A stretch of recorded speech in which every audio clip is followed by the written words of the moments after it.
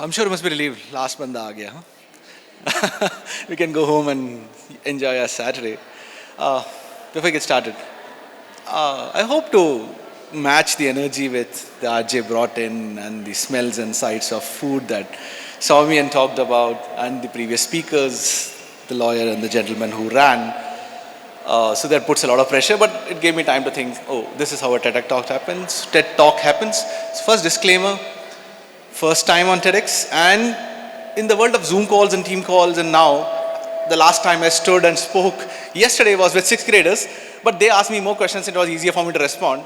And before that, it was in IIM Ahmedabad when I was presenting a case. So if I'm rusty around the edges, please pardon my errors. So that's the first disclaimer that I wanted to put out. From there, some introduction has been given, and you know my background, etc. by now. But the second disclaimer is that I am not here to talk about or advertise the Indian Air Force out here. Neither am I going to talk about how to join the Air Force and stuff like that. So that's beyond the purview of this conversation that we're going to have. But if outside of this you want to talk to me, we can do that. So then what is the theme of the discussion today? These three pictures, anybody, okay, anyway, you moved it. Well, you can go to the next slide, doesn't matter, I wanted to be a quick quiz.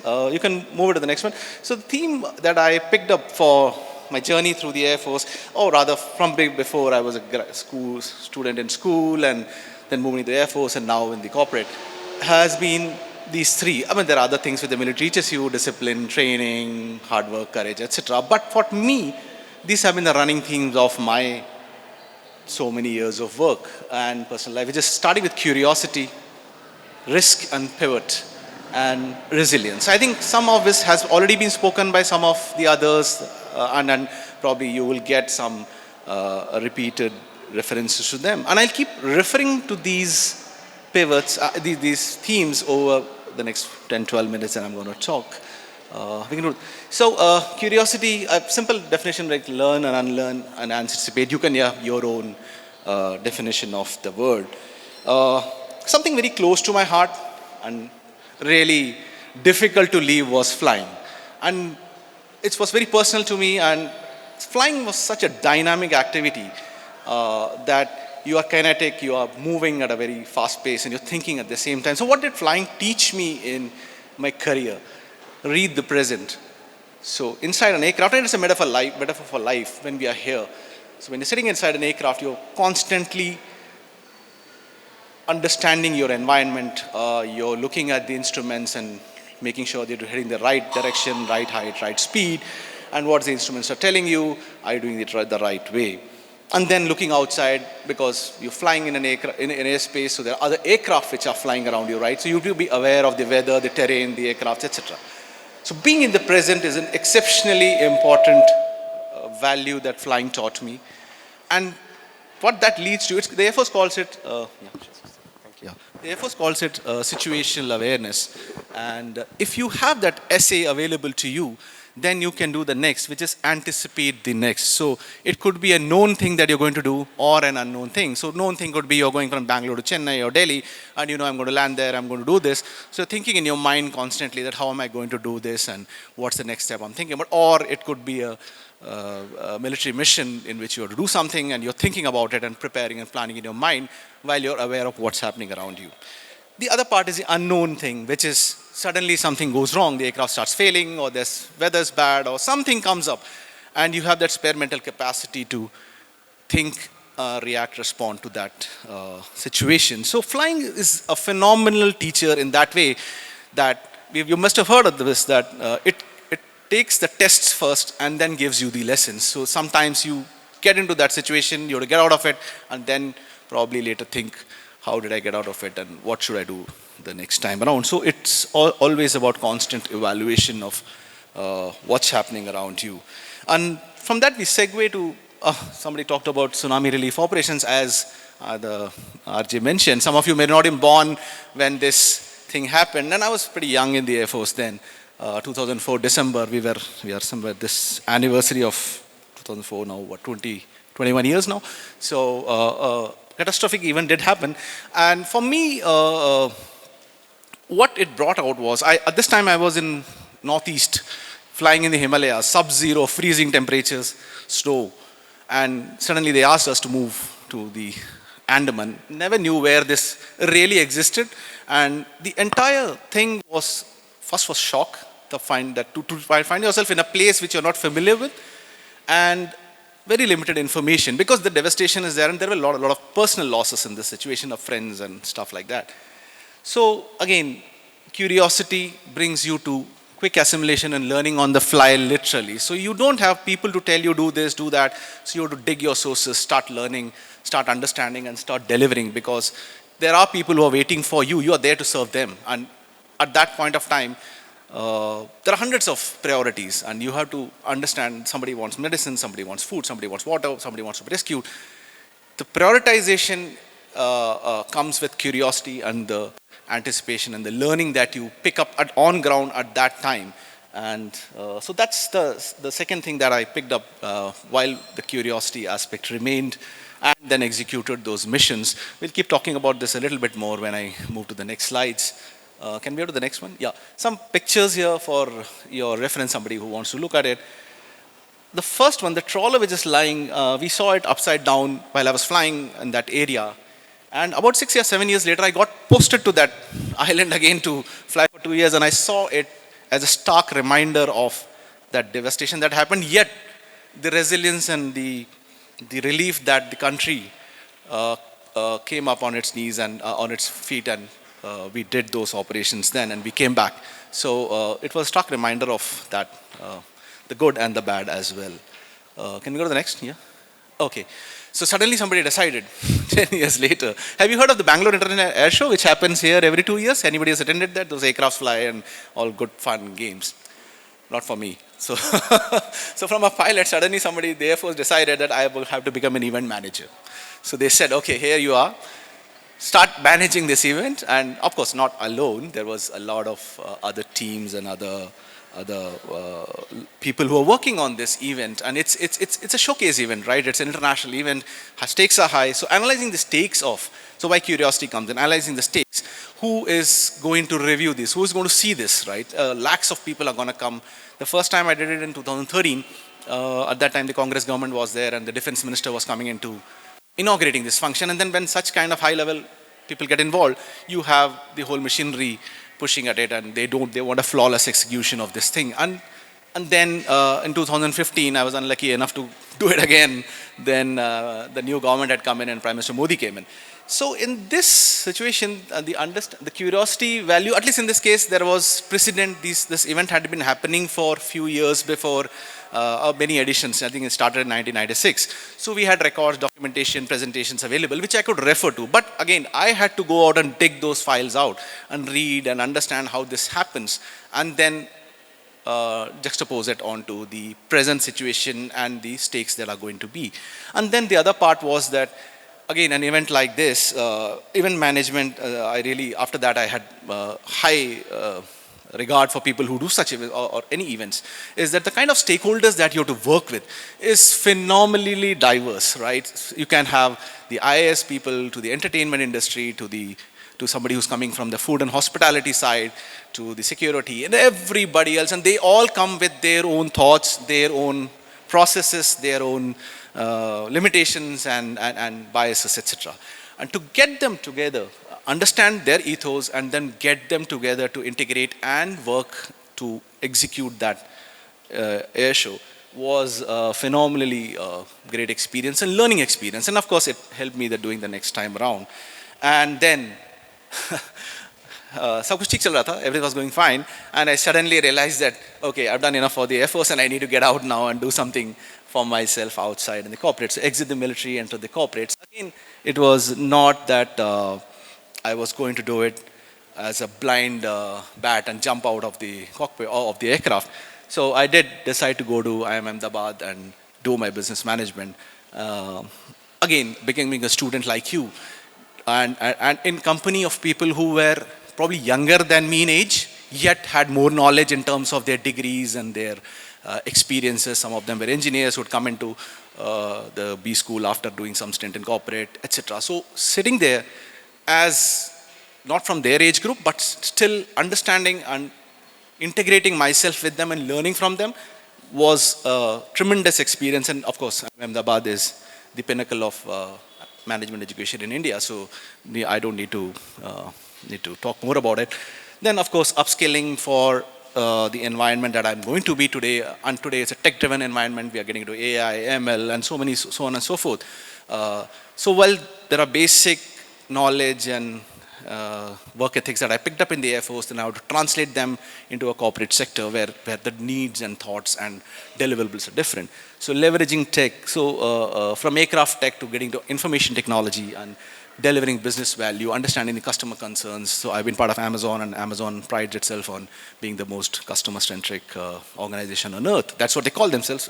The jury's out there. So understanding tech to deliver business value and vice versa, using business value and going back to those engineers and those product managers and those guys who do the hard work to explain to them what the customer wants. So that was something which I had to learn. So unlearning is also that I cannot be rigid about military has certain very strict processes and we could do it, but in the corporate it's more fluid and you got to be more on your feet doing certain things, right? So there's a lot of unlearning that needs to be done at that point of time. And the last line, whether it's a TED talk today or whether it's working in Amazon or whether it's flying an aircraft, the preparation becomes the key. There is no escape out of it. And I think Mr. Timothy was talking about it, hard work. So I think some Hollywood celebrity or somebody said it took 20 years of hard work for me to become an overnight celebrity, right? So that remains a stark requirement all the time. And I did take out a small excerpt from one of my favorite poems. It's If by Rudyard Kipling, and it says, what it says, if you can dream and may not make dreams your master, and if you can think and not make thoughts your aim. I'm sorry for the typo. So it's not just thinking, it's not dreaming, it's also going out there and putting those hard yards to achieve those things that you want to do. So from being delusional to getting the solutions, you have to put that walk, that talk, right? Yeah. Can we have the next, please? Yeah. So from curiosity, we move to risk and pivot, and prepare, execute, learn, repeat. Again, that's the motto. As a 12th grade student, I could relate with Kinshika. I was not a bad student in maths or something, but I just hated those physics problems, and I could do them. It's not that I could not do them, but I could not see myself doing them for posterity's sake. So I decided no engineering for me. Medical, of course, I couldn't cut rats, so jumped into economics in school. So then I said, okay, flying has been a passion. Tom Cruise had already been blazing the skies in Top Gun 1. So I did say, let's take the route less travel and go to the military. First guy and the last guy from my family to be in the military. So, and again, this was not because of, but I refer to the previous slide and say preparation is the key. Going to NDA was a decision that I took with a lot of care and deliberation. Like Somyan said here, he took the call of going to becoming a chef with a great deal of deliberation and thought. Similarly for me, though I didn't know about NDA, I didn't know where it was actually, but I did think that that's the career that I want to go to. So joined the NDA and did whatever after that. And then, as she said, human beings are not satisfied, right? So 3, 4, 5 years down the line, I became a pilot. I was very comfortable flying the aircraft. I had reasonably mastered the things that I was doing. And then the itch started, what next now? So after 5, 6 years, I said, okay, I've done my graduation from NDA. It's been 5, 6 years. So what next? So I said, I need to qualify myself. So I asked the Air Force for a sabbatical. And again, I was in a remotest of places, Arunachal this time. So no internet. This is 2005 I'm talking about. So internet was still penetrating the big cities yet. So Arunachal Pradesh even today probably does not have internet as much as we have today in Bangalore. But yet, so you can imagine then. So understanding what a GMAT is, understanding what MBA is, understanding what college admissions mean, what writing those essays they are called for grad school and interviews. And top it, I aim for US colleges, not India. So from Arunachal to Arizona, right, directly I wanted to jump across. So, but I did give that GMAT, I did get that score, and I did get that admit to Boston College with a scholarship, Carroll School of Management. But picture abhi baki hai. So, okay, the VertRep mission is, VertRep is a short form for something called vertical replenishment, pretty professional in the military. I brought this out because It's basically vertical replacement means supplying to a ship from a helicopter in the sea, open seas, right? So there was this tussle between the Air Force and the Navy, where the Navy was blocking this for a long time. I'm not insinuating them. They had their own concerns why they were not doing it. And they had this concern that if something fails and you fall on us, we will all sink together, which is a very basic human and very logical reasoning. And yet, one day, one Navy ship in the Indian Ocean got stuck with some malfunction, for which they could not move ahead. And had they not been helped out, they would have probably sunk. And suddenly this mission came in, and we had never prepped for it. We talked about it, but we had never done it. But there was no time to think whether I can do it or this has not been done, anything. Just get on with it and do it then. And I led that mission with my boss as my co-pilot. But he was my boss, but was new to the area, so he didn't know that well. But of course, his inputs were important to me. But taking that risk and saying, yes, we will do it. I will put our hand up and we'll try to do this and see. And we successfully did it. It set the trend for future, where the better cooperation and such missions became more commonplace, and now they do it regularly in the anti-piracy ops in the Gulf of Aden, etc., where the Navy is operating. Again, risk pivot, transition to corporate career. I spoke about it a little earlier, but for me the safe option was just to become a pilot outside, right? Just get out, get into the commercial and fly and enjoy not enjoy. You've seen the Indigo chaos last 2-3 days, so I will not say enjoy, but yeah, the pilots are also getting the flack for it. But it was the easier option for me. Yet I had this, as I said, I go back to that Boston College admission, right? Wanted to be into management career and tech. So I pivoted to a tech management role in operations. And again, from being at a position in the Air Force where things were right, and I was at a position where I could command some amount of respect and etc. Here I was again back into people who are much more experienced in the industry, in those domains than me. And then that started the unlearning and learning curve again. So curiosity again got embedded into how to understand how the corporate works, what are the technical processes, and so on. And again, preparation, going to Ahmedabad, doing my project management courses, learning about technical tools, etc. So that kept me in good stead to get into that career. Can we move to the next?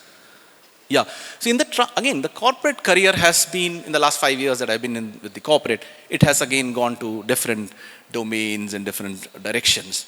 So I started with the solar renewable solutions. So for a pilot, installing solar panels and stuff like that. I mean, of course, the government is also pushing it these days. So learning that domain and understanding how the customer thinks about it and how the execution happens of these technologies and putting it out there was the first experience for me. From that, I moved to, suddenly from solar, I start moving to AI and ML and Alexa. All of you must have an Alexa device at your home and you must be frustrated with it. You ask this and it gives that. I put my hand up and say I was one of the culprits for it being so poor. Right? No, it wasn't said. So Vice Renewable Technologies took over work with the team. We were low 40s, where you ask, hey Alexa, tell me an iPhone. It'll say, oh, Samsung fridge is 360 liters and something like that. Give that kind of weird answer, right? So from working with the AI modelers to understand what's going wrong here and then improving it to about 98%, where the model from the first question that you ask it can take you to the pay now situation, where you can just say yes, pay, and buy that device or thing that you want to do, was an achievement and was a great learning experience for me. Of course, that I don't think they do that in India. It's mostly for the European and American markets. So that's where, and then again, they had some changes in Amazon org structure. So I decided to move out of Amazon, move to ResMed, which is my present company, Matrix Care. Again, complete shift from AIML to a healthcare domain. Now, these guys produce medical devices and sleep and respiratory technology. And the part that I work with is for elderly patient care and making the processes smooth, so that they get the care that they need at the right time and in the right manner. And the caregivers, basically the doctors and nurses, are able to do what they are supposed to do instead of filling out forms or scheduling things or doing the administrative tasks. They are able to attend to those patients and deliver those outcomes. So these few risks that I took in my career. I'm not saying all of them been successful. Somewhere it's been bad, it's been good, etc. But I thought that it was important at every point of time to challenge the new. And then again, another line from Kipling, which says, if you can make one heap of all your winnings and then risk it on one turn of pitch and toss. So the World Trip mission, it could have gone wrong. It could have gone south. I could have fallen on that ship and that ship could have sunk to the bottom of Indian Ocean. So, but that risk had to be taken at that point of time for a better situation that we wanted to be in. Can we go to the next? Yeah. So resilience is something dealing with setbacks, dealing with making a comeback, right? So again, tsunami relief operations, I refer to it because very high complex missions these were. And as I said in one line, some losses were personal. I knew people there, right? But when I reached there, I didn't have time, or I had to numb my mind to say, no, right now, it's not time for me to be emotional about this. Somebody needs help here, and you need to be razor sharp and single-minded to cut the clutter and deliver the goods at that point of time. You can later go back and cry in the night or whatever, but not at that moment. And so the mindset of being resilient on these is exceptionally important. And of course, in the military, we see this on a regular basis. So we also get trained to do that. And when we do any big activity, you do a TED talk or you achieve something in your organization, you definitely look forward to some kind of a reward, whether it's monetary or promotion or some acknowledgement. Unfortunately, there were so many, I did not get one at that point of time. Definitely, as a young guy, I was about 24, 25 years old at that point of time. And I did feel that disappointment that, hey, I did so much and nobody acknowledged it. But then I put my mind to and say, hey, it was opportunity from God to serve people. So I think there cannot be better reward. And probably it got rewarded in different ways, in different stages of my life. Probably not in exactly a check or a medal for that. So that resilience to understand that probably something better would be in store, right? So picture abhi baki hai. So Air Force did not allow me to go to US, and they said no, pilots are in shortage. You gotta be here and do your job. So all that effort of studying through GMAT and cracking those interviews and late nights and talking to people and everything else didn't work out. I didn't go to Carroll School back then. So what next? Again, I would not say it was a disappointment, and I will say it rankles even today, right? It's not that, oh, it happened and I forgot about it. Failures, at times, setbacks, I'll not call them failures, I'll call them setbacks. They'll rankle you for a long time to come. Yet, you have to keep moving on, right? So I can reminisce that today, but I have moved on, and as I said, instead of Boston, I went to IIM Ahmedabad, right? So some retribution did happen over that period of time. So at that point of time, I said, okay, if it's not going to happen, I have to continue in the Air Force, then I might as well do something which I like, and I started into testing of helicopters, designing and understanding the mechanics and the electronics of aircraft. So again, in 12th, I was running away from engineering, and they caught me and made me a half engineer again in the Air Force, and I became a test pilot and started flying. So you heard these helicopters flying? One day I was doing that a few years ago. So that was a pivot and a resilient comeback that I did to become a test pilot in the Air Force. Can we go to the next? And the last one. So it's always curveball, right? March 2020, Janta lockdown or something that happened. Exact time when I was graduating from IIM Ahmedabad. Not me. A lot of people were graduating out of IIM Ahmedabad. No companies came on campus. No offers available. So now I have left the Air Force. I have completed B school and I don't have a job. So then it's not a great situation to be in. And so what do? You can't do anything. Something like COVID is not something that you anticipate once in a lifetime kind of event. And there are more unlucky people. I just did not get a job, but if I was alive and kicking, I could restart my career and wait it out. Some people were not so lucky. So how did I navigate that part? Okay, networked, upskilled, continue to explore opportunities, and as I said, then I moved to Sun Edison, etc. Again, Amazon, great job, everything was going on fine, good pay, all perks, and all the thing. And suddenly they decided, oh, this is not working out for us. So either before they told me you get out, I said, okay, let me get out of it and move on to something different. And now so for the better of it, and between this, I did my project management certifications, went to ISB and did some other courses, etc. Kept myself occupied and looking for that opportunity. And when ResMed came in, it again allowed me to put those skills from military and otherwise into practice. And so today, as I said, we were leading programs to improve outcomes in patients and caregivers. So can we go to the next? Yeah. So a final excerpt from If. You can read it for a few seconds, and it talks about how there is no choice but to keep coming back from setbacks. It will keep happening, and I think all of our speakers have spoken about it in some way at some point of time, that there will be failures. Mr. Timothy said he fought a deadly disease, or not fought, he went through a deadly disease.